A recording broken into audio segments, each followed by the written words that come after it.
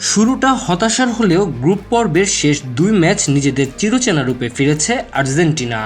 ইরাকের পর ইউক্রেনকে হারিয়ে প্যারিস অলিম্পিকের কোয়ার্টার ফাইনাল নিশ্চিত করেছে হাভিয়ের মাস্চেরানোর শিষ্যরা। মঙ্গলবার বি গ্রুপের ম্যাচে ইউক্রেনকে 2-0 গোলে হারিয়েছে আর্জেন্টিনা। জয়সূচক গোল দুটি করেছেন থিয়াগো আলমাদা ও ক্লদিও এচেভেরি। 2021 সালের পর থেকে সময়টা দারুণ কাটছে আর্জেন্টিনার। গত 3 বছরে ফিফা বিশ্বকাপ, মহাদেশীয় শিরোপাসহ 4টি ট্রফি ঘরে তুলেছে আলবিসেলেস্তারা।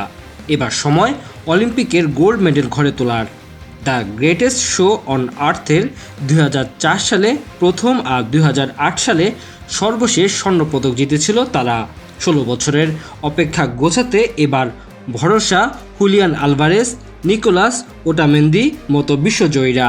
তাদের সঙ্গে আছেন নতুন প্রজন্মের তারকারা। যদিও এবারের অলিম্পিকে আর্জেন্টিনার শুরুটা ছিল হতাশার। গ্রুপ পর্বের প্রথম ম্যাচে মরক্কোর কাছে 2-1 গোলে হেরেছিল তারা। ওই ম্যাচ হয়েছে অনেকটা নাটকীয়তায়। হতাশা কাটিয়ে অবশ্য ইরাকের বিপক্ষে ঘুরে দাঁড়ায় আলবিসেলেস্তারা।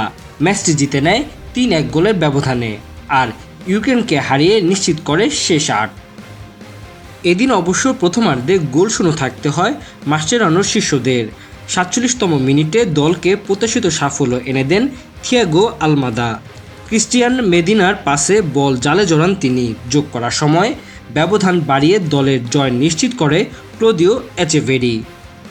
Tanzil Hasnat, MCTV, USA।